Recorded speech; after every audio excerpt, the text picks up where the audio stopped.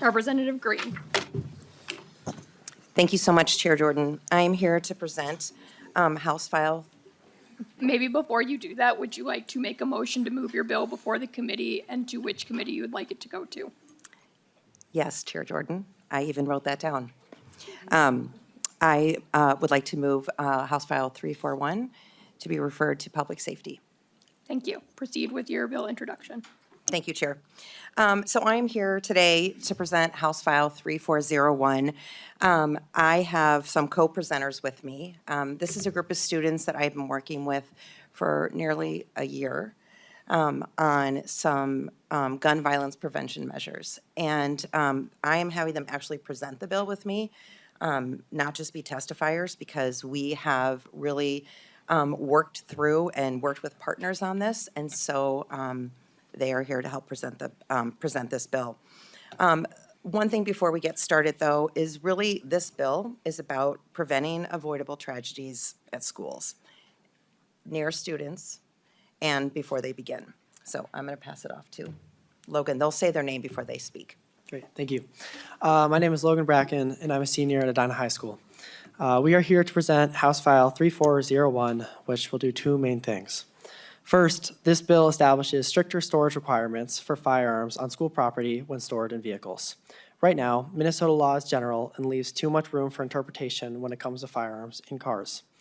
Our bill will require that firearms, when in a vehicle on school property, must be unloaded, secured in a locked container or safe designed to resist tampering and unauthorized access, and placed in a locked trunk compartment. If no trunk is available, the firearm must be out of plain sight within the vehicle. This bill will also extend the same storage protections to Minnesota State High School League sanctioned events, even if the events are off school ground, such as hockey games at the city's local arena. Second, under the existing law, principals have the authority to approve an individual to carry a firearm on school property. This bill will remove the language that unnecessary exception. That responsibility is not only a huge liability, but unfair for our administrators. We know how much is already on their plates, and there is zero need for them to feel pressure in deciding whether guns are allowed on campus and who should or who shouldn't be allowed to carry one. Their focus should be purely on their students. That said, House File 3401 will not restrict identified and purposeful firearm carry within a school facility, like a school resource officer or a color guard. Thank you.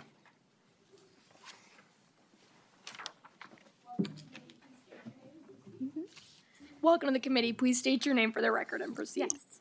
Hi, my name is Anushka Narialwala, and I'm a senior at Edina High School. These loopholes in our current law create unnecessary risk on school property, and that is why all of us are here.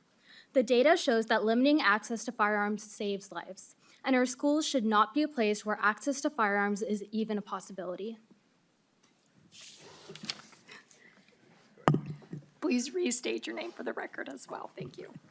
My name is Davis Donner. I'm also a senior at Edina High School. Firearms are stolen out of vehicles every 9 minutes in the U.S., which accounts to over 350,000 annually. We also know that firearm access is linked to suicides. Over half of every suicide in the U.S. occurs with a firearm. And just recently in North Carolina, a student left the school building and accessed a firearm in an unsecured vehicle and shot himself dead in the parking lot. And it's that type of preventable violence that this bill will prevent in Minnesota. A recent survey that was done of 9 states, Minnesota included, found that 27% of firearm owners reported storing their firearms in a vehicle, of which 22% reported some unsecured storage, which means not in a locked glove box at a minimum. That was that 22%. And of that 78% that reported storing in a locked vehicle, that included a glove box, which is not a safe place to store a firearm. Thousands of firearms are stored from that glove box.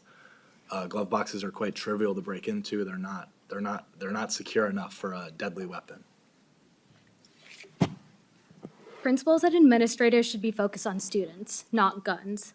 Giving the authority to principals to decide who can carry weapons is risky and not a good idea, and school leaders agree. Emergency personnel arriving at schools for any reason, including to respond to active shooters, do not know who's carrying a weapon.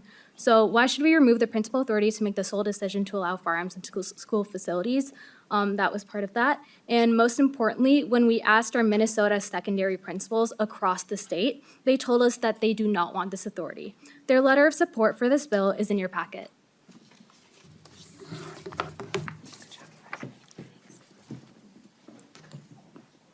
Representative Green, is this still part of your presentation? Okay, welcome to the committee. Please state your Yes. name and proceed.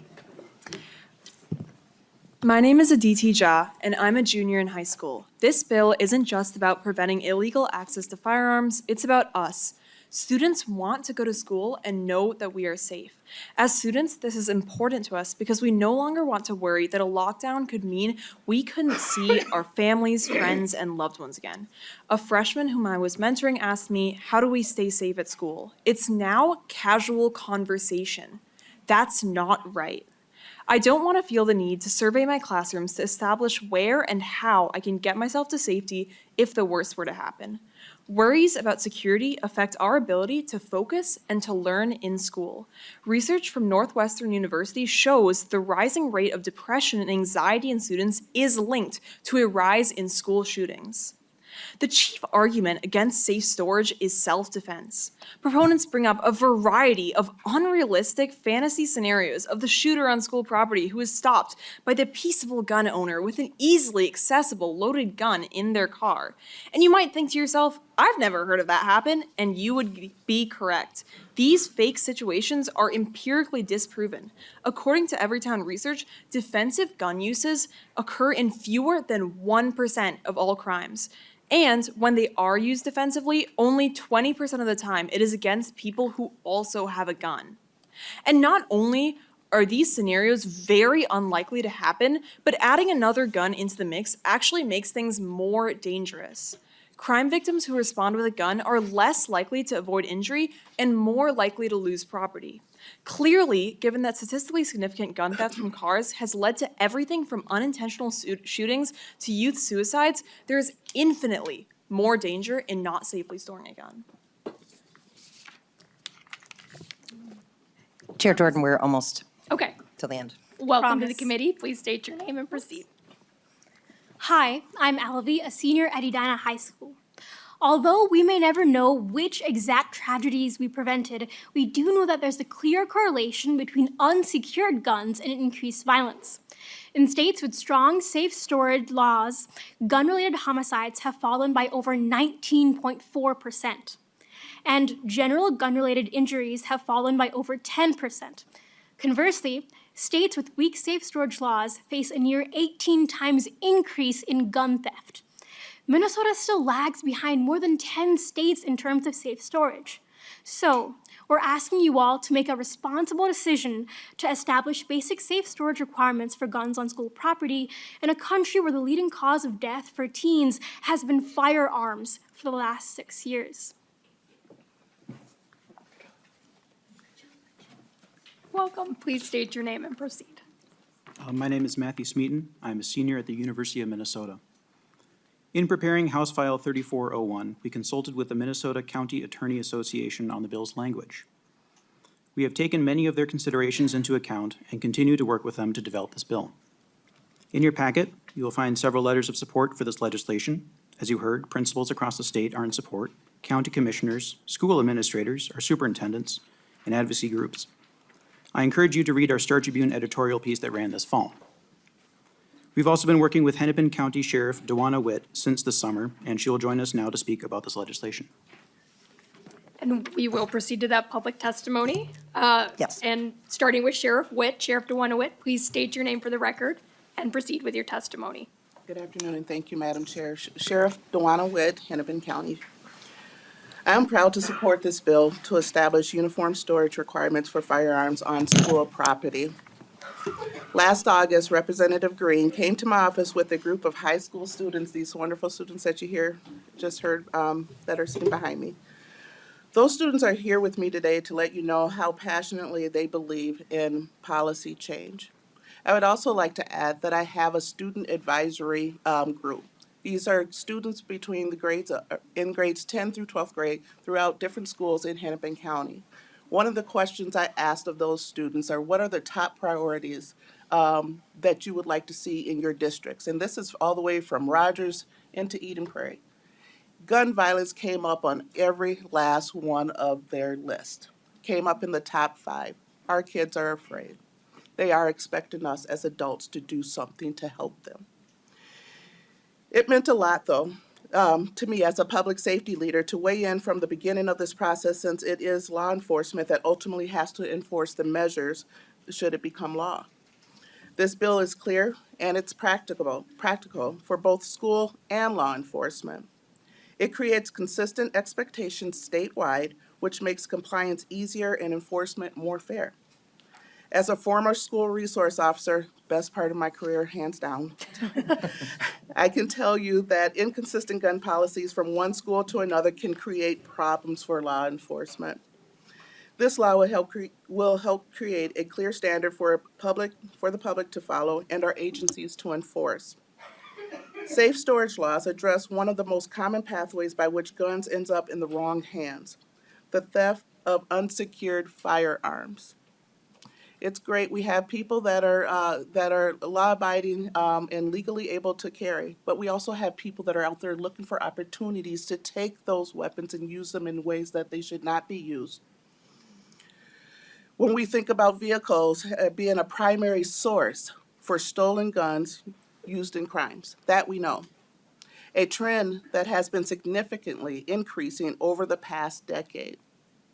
In 2025 alone, my agency sees 697 illegally possessed firearms, and a great number of those were stolen. I believe that we can significantly reduce this problem, and I am confident, if passed, this bill we are discussing today can save lives. The wrong answer is to do nothing.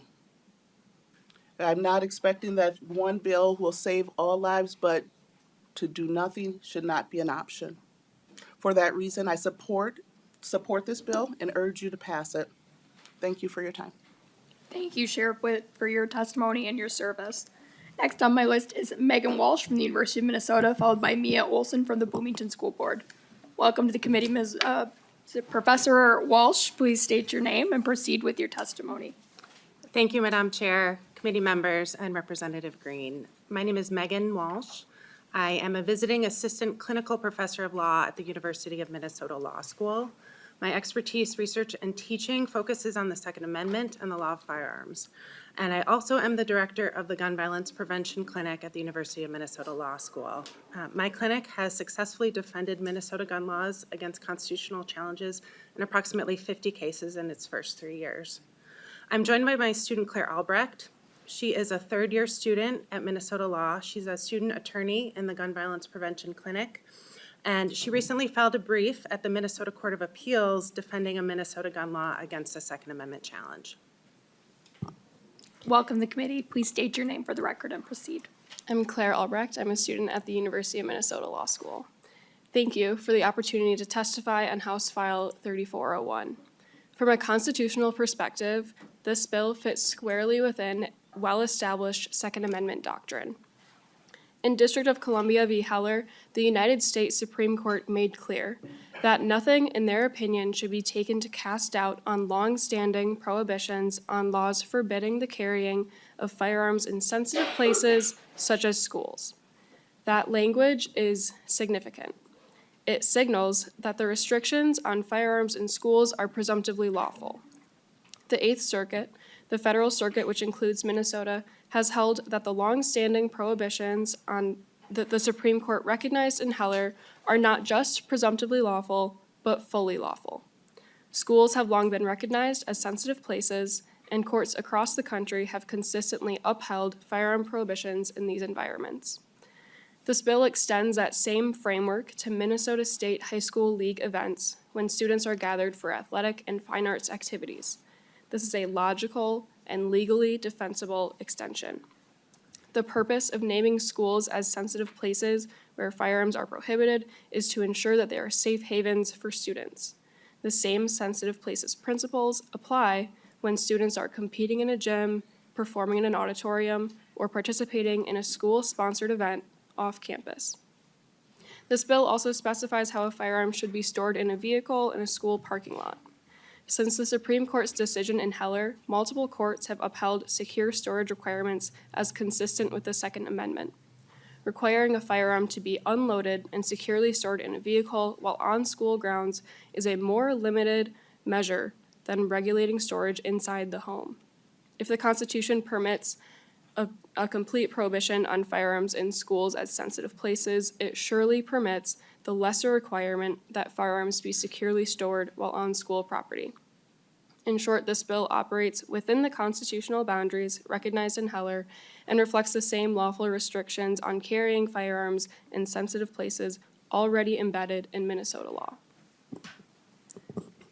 Regarding the bill's elimination of principals' discretion to permit firearms on school campuses, I note that the current law does not require specific training above what is required to obtain a permit to carry, and no specific training for how to carry and use a weapon safely in a school setting. It also does not require notice to parents or even other staff or faculty when a staff member or other authorized person is carrying in the school. The discretion given to school officials leaves school districts and officials subject to potential litigation and liability. Significant litigation has followed nearly every mass shooting for several decades at this point. By way of example, in the shooting at Marjorie Stoneman Douglas in Parkland, Florida, the school district settled with families of victims for $25 million.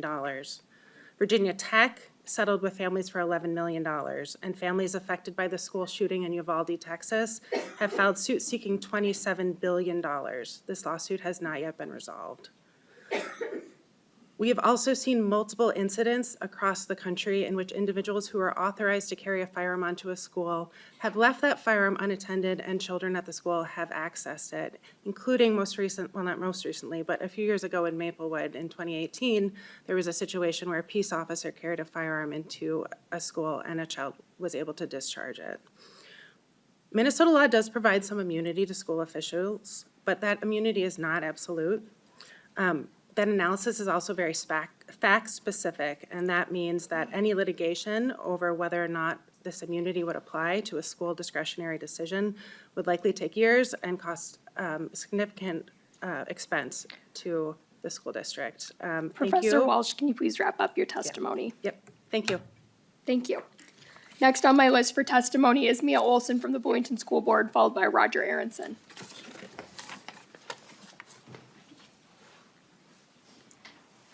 Welcome to the committee, School Board Member Olson. Please state your name for the record and proceed with your testimony. It's actually Maya Olson. Maya, I apologize. Good afternoon, Chair and members of the Education Policy Committee. My name is Maya Olson, and I reside in Bloomington, where I've been a substitute teacher since 1996, a school board member first elected in 2019, and again in 2023. I have also been a gun safety advocate, violence prevention advocate since the tragic shooting at Sandy Hook Elementary in 2012. Having been a substitute teacher for 30 years, I have experienced countless lockdown drills with students from pre-K through middle school, including students with a variety of needs, including students in wheelchairs, students with sensory issues, and students who have already experienced a background of trauma. As a teacher and as a school board member, I must consider the safety needs of our students as our #1 priority. These roles, in addition to having once been a parent of school-age children, have made me unable to understand why we must continue to teach students how to react to school shootings while legislators with the power to actually help prevent school shootings have continued to fight over any new legislation. I am grateful that you are all here today, allowing for a hearing on the topic of safe gun storage on school property. Thank you. There are many preventative measures that we can take to make our schools safer, and safe firearm storage is one of them. As long as our state is normalizing gun ownership, and gun ownership is consistently on the rise, we must normalize safe gun storage and update our gun storage laws. I'm asking you to please pass HF 3401, and I would like to thank my Bloomington representative, Julie Green, for bringing it forward, along with her many co-authors. I hold no magical thinking that gun violence will end with the passing of this or any new laws. However, it is our job as leaders, educators, and adults to do everything we can to protect the lives of our students. Doing nothing takes away their belief in us, which is why so many of them are stepping up to do something about it themselves, and it is why you are hearing from several students today. Thank you for listening to them. Thank you for your testimony. Next on my list is Roger Aronson, followed by Carla Gillespie. Welcome to the committee, Mr. Aronson. I think I said that right. Please proceed with your testimony. Thank you, Madam Chair and members. I'm Roger Aronson. As you can see on the list here, it lists me as the lobbyist for the Elementary Principal Association. I also represent the Secondary Principal Association and the High School League. We've appreciated the opportunity to work with Representative Green on this bill. The language that's actually in here has been around for a long time. I think 20 years ago, the biggest debate on this bill had to do with people possessing a gun in their car and moving it to the trunk. That's still in here at this particular time. For something that was relevant at the time that we can no longer put our finger on, there was a provision in here that said the principal could actually authorize someone to have a gun in the school. Representative Green asked us about that. The Secondary Principals Board met in January and said, we'd like to have that provision taken out. Actually, it's more work saying no, and let's just make it a hard no as we move along with that. Just very, very straightforward about taking that out. One thing I might mention, and to the high school league, there's a provision in here about notice that we put at our events. We actually have metal detectors at most of the events that we have. I mean, we do have the notice pieces. There's a little piece that is kind of buried in the statute here that has to do with gun clubs. The clay target shooting, we have 8,000 students that participate, 360 schools. I think that that's covered in the statute where it talks about target practice, but we may want to talk about that again. That is done at a private facility when we do that tournament annually, but just something to be aware of. And you're not trying to get to that at all in terms of the particular statute. So any move that we make on this, and I just want to conclude with, we have very strict policies about guns in schools. If you have a BB gun, you have a replica, these are locked down. We are calling 911. We are holding people on that.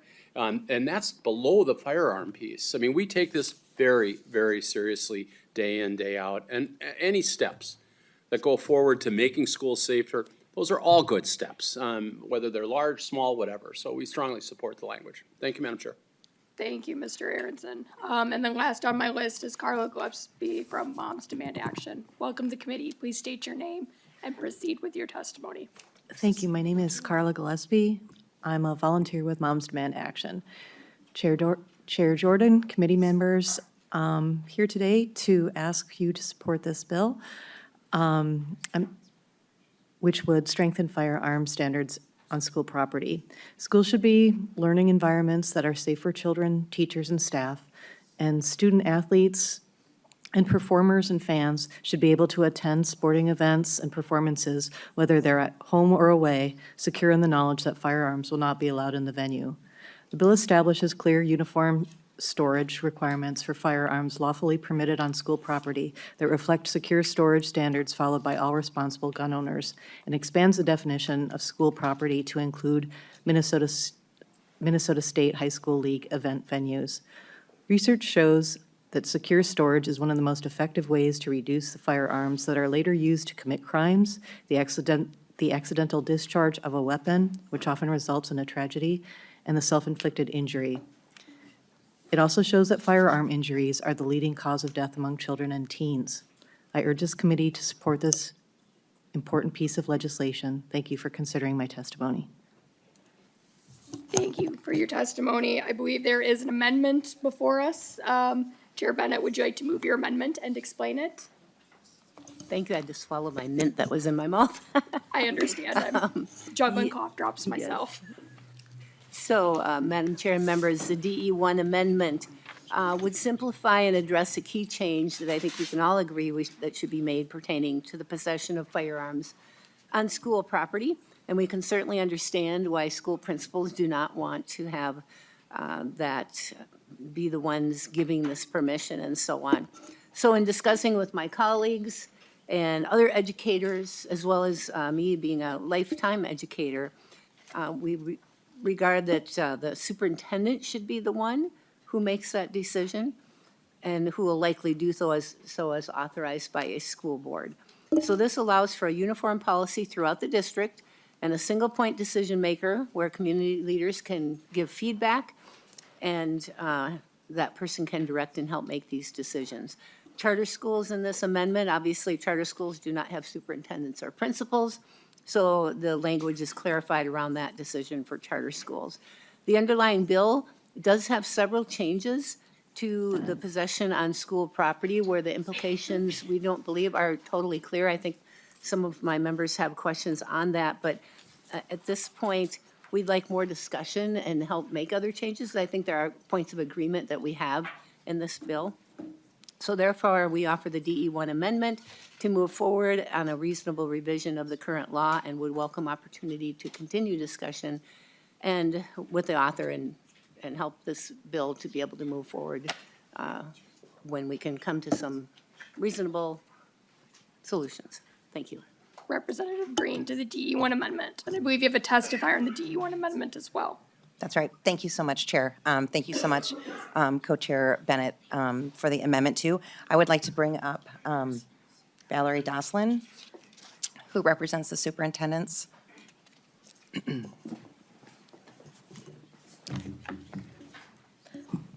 Thank you, Madam Chair and members of the committee. I'm Valerie Doslin. I represent the Minnesota Association of School Administrators. I would just like to express our opposition to this proposal for all of the reasons that you heard from the testifiers and from the sheriff and from Mr. Aronson. Administrators should be focused on students. Thank you. Thank you. Discussion to the DE1 amendment. And Chair Bennett, I will go back to you to move your amendment as well. Would you like me to do that right now? Well, we can just do it when we do it at the end. Okay, thanks. Any discussion to the DE1 amendment? Seeing none, I will return to Representative Bennett to make her motion and to say any last words and then proceed to a vote. Thank you. Again, we would agree to continue to work on this issue, but I would ask for support of the DE1 amendment and move that amendment forward. Thank you. Representative Roach, do you have a comment on the amendment or the bill itself? Okay, great. We'll add you to the list. Seeing no further discussion, all those in favor of the DE1 amendment say aye. Aye. All those opposed say nay. Nay. The motion does not prevail. Discussion to the bill, starting with Representative DePel.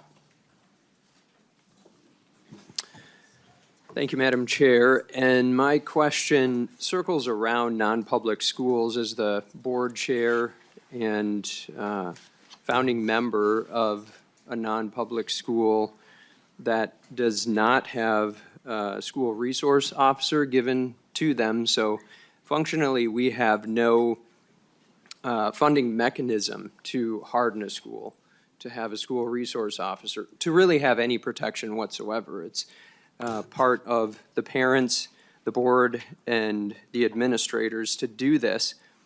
So one thing that I want to make sure is that schools like the one that I've helped found are protected, and I'm sure that everybody here agrees that they want that to be the case. But the first question that I would have is, within that context, and since many of the schools that have had these atrocious attacks perpetrated on them are very similar, if not the same, to the type of school that I helped found, and so you can understand I'd be a little bit sensitive about this. I want these kids to be protected from crazy shooters. And with a non-public school, we have limited funds, as I mentioned.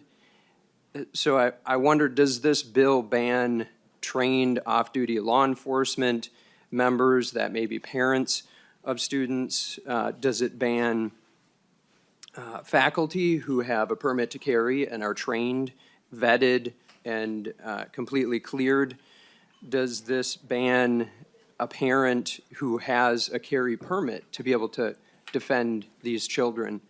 And then I have a follow-up question to that, and that is, if it does ban that and these non-public schools don't have a school resource officer and there is an active shooter and all these kids are huddled into rooms with no defense whatsoever, and the hope that a police officer might respond and might be able to neutralize that shooter, how are they supposed to defend themselves, and what hope do they have against that? Representative Green. Thank you, Chair. Thank you, Representative DePel, for that question. I'm going to turn it over to nonpartisan staff to answer on the legalities of things. One of the things I want to say that before we do that, though, is, part of at least the parking lot piece of this bill would adhere to all schools. And so that was something that doesn't cost anything, but just is a preventative measure. So I will pass it along. And I will introduce Mr. Diebel, who is here to help us with some of these public safety issues that we don't always discuss in this committee. So, Mr. Diebel. Thank you, Madam Chair and representative members. Thank you, Madam Chair, members. So there are several questions in there, but I'll start with the licensed peace officer. There's an existing exception in the statute for a licensed peace officer. It does not say they need to be acting in their course of their duties. So an off-duty officer, as long as they're an active licensed peace officer, they would be able to carry a firearm in a school without the permission of the principal. So moving to permit to carry holders. Current law does not allow permit to carry holders to carry in a school based on their permit alone. This bill would remove a provision that allows permit to carry holders who have the permission of the principal or the other person responsible for the school to carry in the school. So those, if this bill were enacted, those permit to carry holders would not be able to carry under with the permission of the person responsible for that. And currently, permit to carry holders, when they're on school property, they're allowed to have their firearm, but they need to store it in their vehicle if they're leaving their vehicle. They cannot go into the school with it. Did that answer all of your questions? Representative DePel. Thank you, Madam Chair. It does, and it raises a big concern for non-public schools, like Annunciation, like many other schools that we've seen, where this literally happened very recently. And so it's not theoretical, and it's actually very terrible and tragic and evil and grotesque that these acts would be perpetrated against schools and public, non-public. These are children. We've all agreed they should be treated with definitive respect. And so I would encourage hard thought and, really truly from my deepest sentiments that I wouldn't want these children trapped in rooms with an active shooter and nobody available to be able to defend them, especially if these people are properly vetted individuals who could defend those kids. It's just terrible to think about how that would turn out and has turned out. And I just don't want to see it happen again. And obviously, this is a personal issue to me. Thank you. Representative Roach. Thank you, Chair. I want to thank the students that testified today. As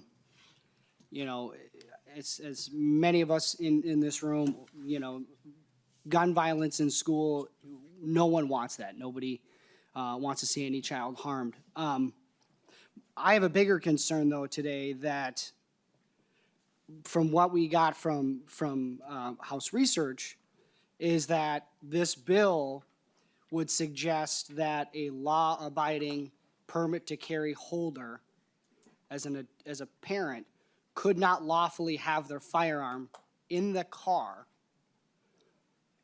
Yet we have somebody testifying here today who would be able to carry their gun, who should be upholding the Constitution,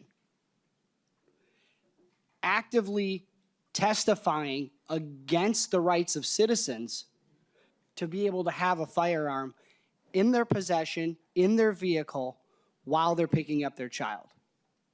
I think that is a huge attack on our constitutional rights, and those individuals that have that viewpoint should be upholding the Constitution, not being an activist. I have a grave concern about this. I am a no vote on this, and any attack on the Second Amendment is despicable. Mr. Diebel, could you please clarify your comments earlier? Yeah, Madam Chair, members, and I apologize if I was unclear.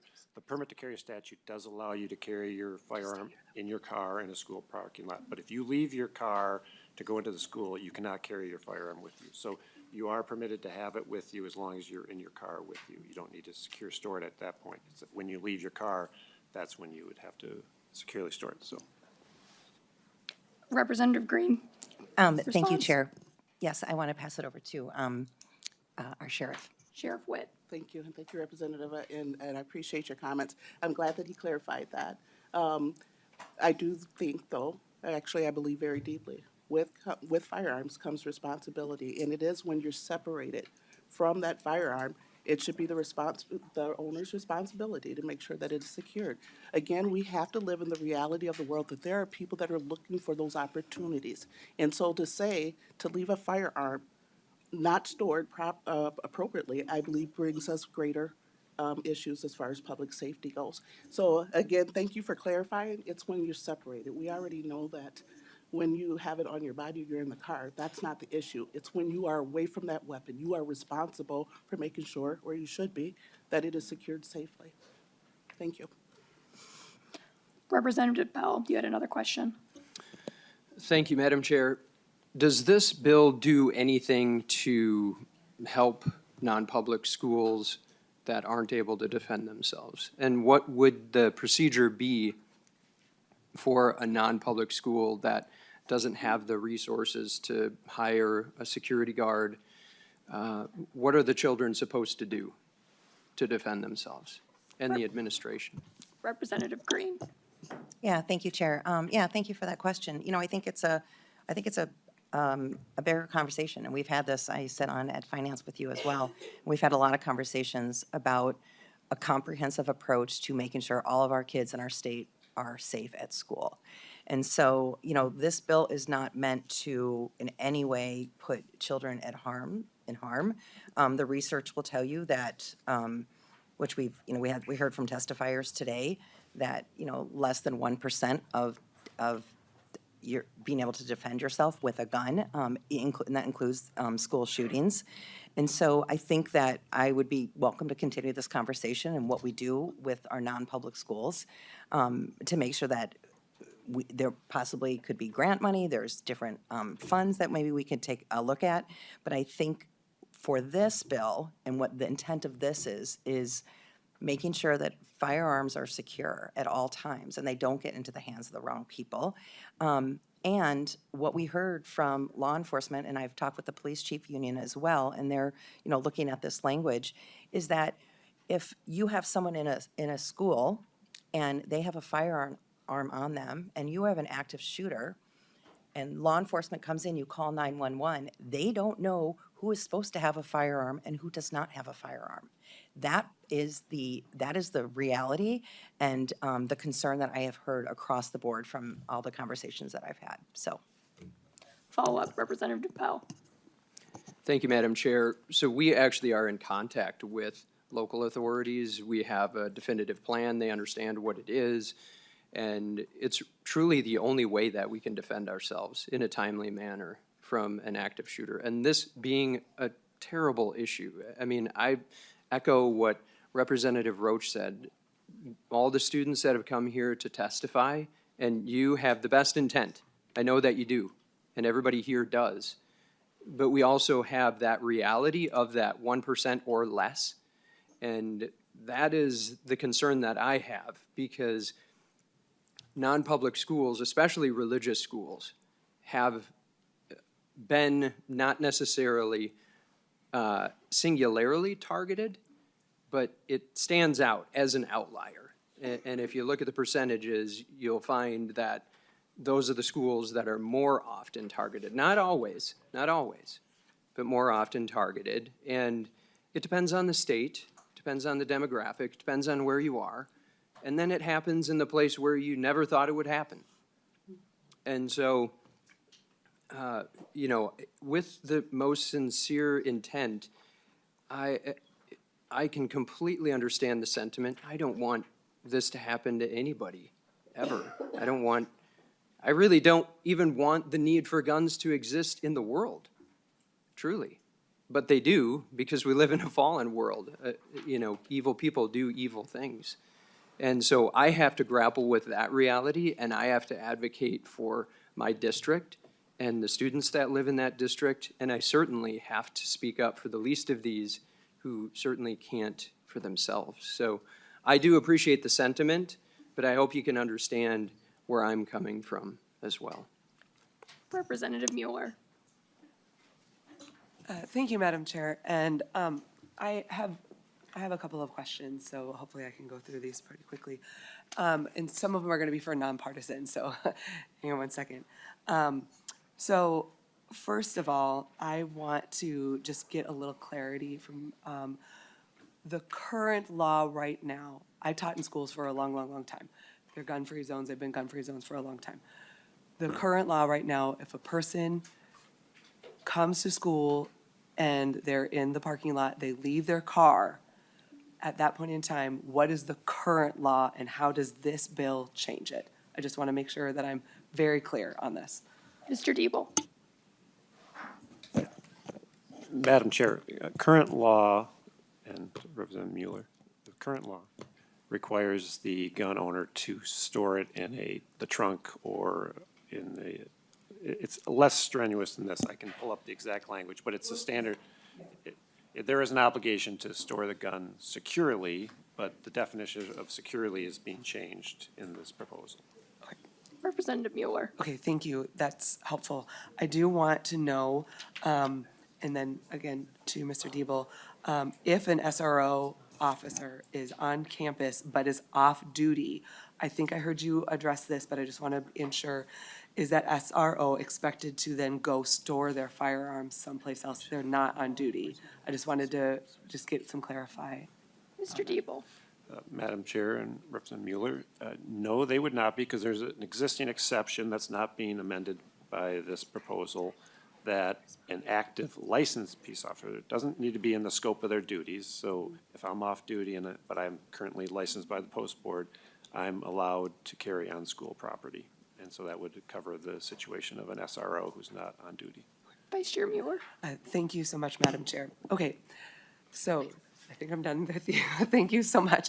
All right, I am, as a person who's taught in school for over 20 years, I have been in the situation where there has been very scary situations, and I've cried in my classrooms, and I've cried with my students, and I've been there. And so this is very near and dear to my heart, and I just want to make sure that when we are talking about this, I want to know, I'm trying to get clarity. I'm not saying that I'm just trying to get clarity. And the clarity that I'm trying to understand is mostly around the Minnesota State High School League piece of the bill. I believe that the laws that we already have would do what you're trying to do. And so I'd like to continue to have a discussion about why we think we need to extend this and change what it means to be stored securely. I think that we already have that, and I want to be able to understand why we need to further that. But the clarity that I need now is on the Minnesota State High School League. I have been at lots of places where high school league uses other private places. And according to the testimony, let me just pull it up, it says that high school league has, and talked about how some of the clarity that they wanted was that when gun clubs and clay targets and all that stuff have this done at a private facility, they said they needed some more conversation. I know that football is done at the Viking Stadium. I know that there's other things that are done at the Target Center. And how is this going to be enforced at Minnesota State High School League sponsored events that take place at private property such as what we have for this? Madam Chair. Wait, Rep. Green, would you like to tackle that, or would you like a testifier too? Okay, Sheriff Witt. Well, thank you for that question. So those are the calls that we get anyways, and when we get those calls, sometimes, I shouldn't say sometimes, but it's looking at, okay, what does the law say? What I testified to earlier about just being more consistent for law enforcement, it would matter. So if there's not supposed to be a weapon in a vehicle that's not secured, right, and the person is not there, we should be able to take that into our possession and so that it is safe to give it to us. It's not to turn more people into criminals, it is to keep our community safe. We have an unprecedented amount of stolen guns in our communities, in the hands of people who should not have them. And so we get those calls. We get them all the time. I could tell you recently here in Minneapolis, maybe 3 weeks ago, where there was somebody which was called a slumper, sleeping in the car with a gun sitting next to him. And, we were called to assist another local agency in retrieving that weapon safely from it. That gun turned out to be stolen as well. So it's about keeping people safe. It's not about infringing on people's rights. We just want to keep people safe and keep them out of the hands of people who should not have them. Thank you. Representative Mueller. Thank you, Chair Jordan. And I guess then my follow-up question would be,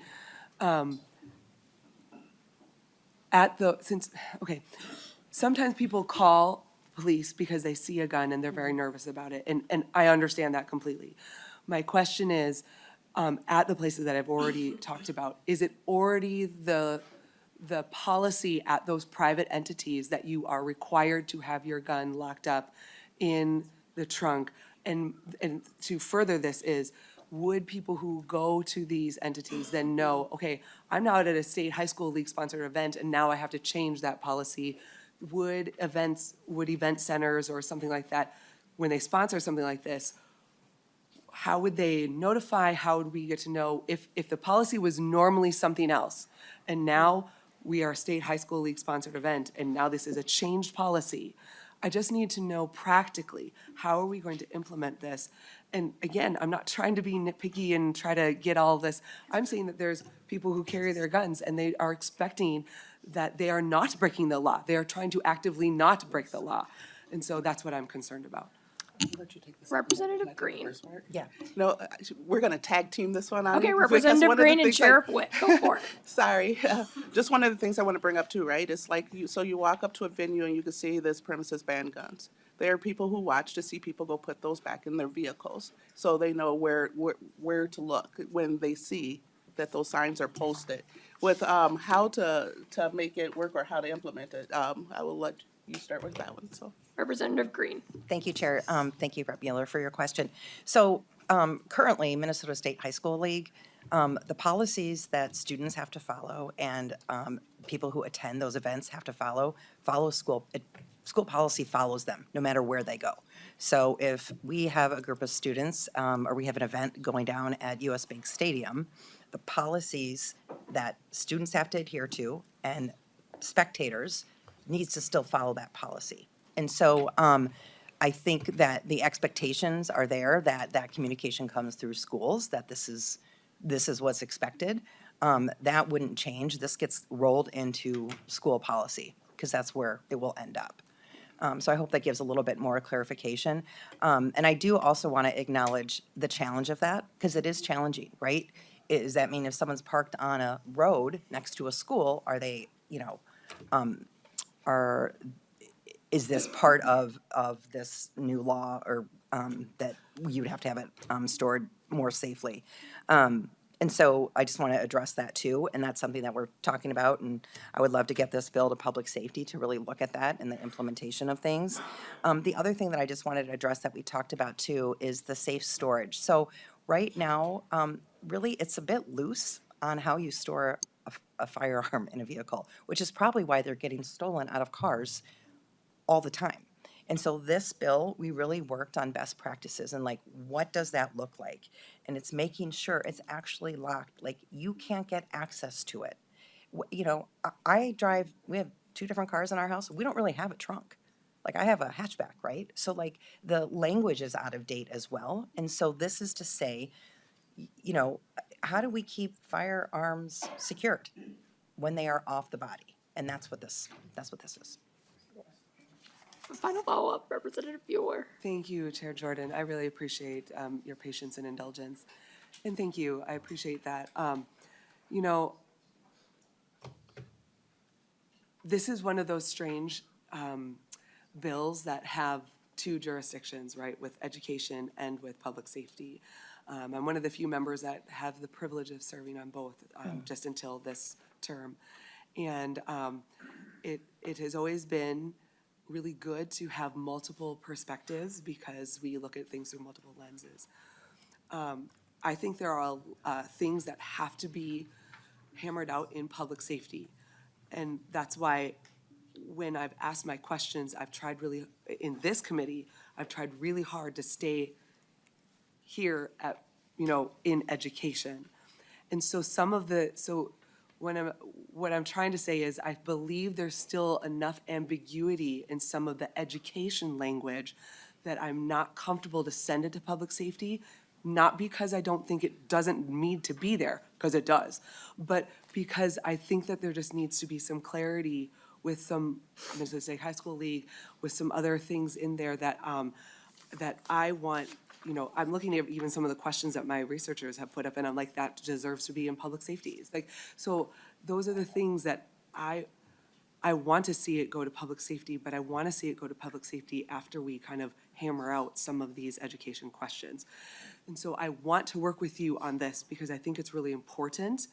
And as a school teacher, I don't want to infringe on anyone's rights, nor do I want to see a single person accidentally break a law that they didn't intend to break a law.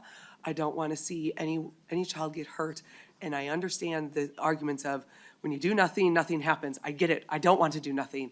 I just want to make sure that the law actually says what we want it to say and that there's more clarity in those Minnesota State High School League guidance there. So thank you, Representative Green. I'm currently a no right now, but I don't want to be a no, and I want us to figure out how to do this together. Representative Keeler. Thanks, I'll be quick. To the students, thank you. I think that it is really, really important that we listen to you. This committee, since we've been back in session, has been students bringing the things forward, and I think we need to just hear you guys, and we need to understand that your stories are real and your fear is real. I know you guys gave statistics that show where we're stemming from. I believe you. I believe your research that you've done is real. I believe what we're sharing here is honest. I do have one question for nonpartisan staff. I'm not totally sure who would answer. I'm sure it's not you. I'm sure it's somebody in the education world. We'll figure it out. Is there anything preventing a private school from hiring some sort of safety or SRO style individual within their school? Ms. Para. Madam Chair, Representative Keeler, non-public schools can work with school resource officers. Representative Keeler. Thank you. I just wanted to make sure we knew that they have the opportunity to hire somebody if you would like, if you feel like that's safe for your students. We're not preventing you from doing that. That's a choice. I also just want to say, you know, we have had horrific incidences happen, and we often see people say, you know, we're sending thoughts and prayers, and we're really sorry about that. And what we often see your generation say, policy and change is what we're looking for. And again, I think we have opportunities here, and I want you to watch how people vote, not just what they say to you. They'll give you great sentiments, and they'll say that they really care, and they're teachers, and they want to do what's right by students, but watch how they continue to vote on things when you guys come and you ask us to do something for a generation that is absolutely terrified in a place that we require you to go.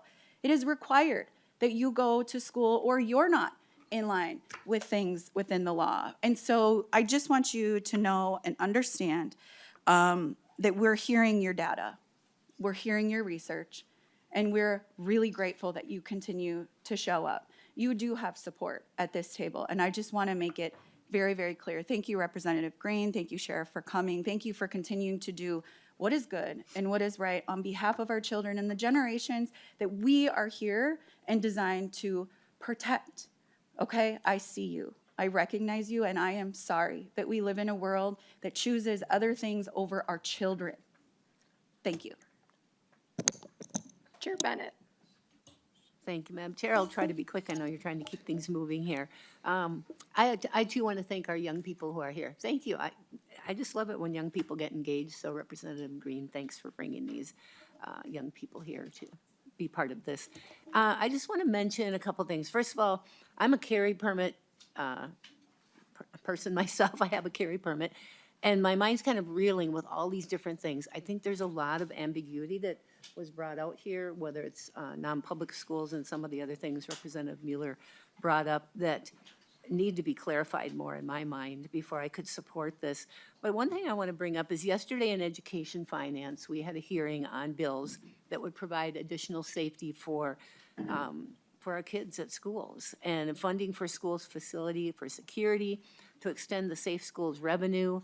The proposals included funding for public schools, but also charter schools and non-public schools and our tribal nation schools. And we heard some concerns about the non-public schools and how some of the things they're doing currently to protect themselves may not be allowed if this bill were to become law. So I'm hopeful that we can continue talks and get this right. I think there's very good points in it. We want to keep our kids safe. I'm going to end it there because I know you're in a hurry, but at this point, I cannot support this as written, this bill. Thank you. Representative Green, would you briefly like to provide closing remarks? I will go quickly. Thank you so much, Chair. I don't really think there is ambiguity in the bill. I think it's a little bit, I think it actually is very clear. If you are on school property and you are near students, you are responsible for your firearm, making sure that it is stored securely, that a student can't accidentally access it. That's it. And we heard from our principals and our superintendents, they don't want the authority or the liability to make the decision on whether or not they choose who gets to carry inside a building. Those are the two things. It's actually pretty clear, and I appreciate nonpartisan staff. Thank you so much for sharing kind of the legal part of things. So I am disappointed. I know it's going to be a no vote from the side of the table. I'm hearing that. So I would like a roll call. With that, Representative Green motions to re-refer House File 3409 to the Public Safety and Policy Committee, and that a roll call will be taken. Ms. Geller, will you please take the roll? Yes. Co-Chair Bennett. No. Co-Chair Bennett, no. Co-Chair Jordan. Aye. Co-Chair Jordan, aye. Representative Hill. Hill, yes. Representative Hill, yes. Representative Mueller. Mueller votes no. Representative Mueller, no. Representative Bierman. Bierman, aye. Representative Bierman, aye. Representative DePel. No. Representative DePel, no. Representative Falconer. Falconer, yes. Representative Falconer, yes. Representative Fogelman. Fogelman, no. Representative Fogelman, no. Representative Gordon. No. Representative Gordon, no. Representative Gottfried. Gottfried, yes. Representative Gottfried, yes. Representative Green. Green, yes. Representative Green, yes. Representative Keeler. Keeler, yes. Representative Keeler, yes. Representative Lawrence. Representative Lawrence, no. Representative Lawrence, no. Representative Roach. Roach, no. Representative Roach, no. There being 7 ayes and 7 nays, the motion does not prevail. With that, I will lay the bill over.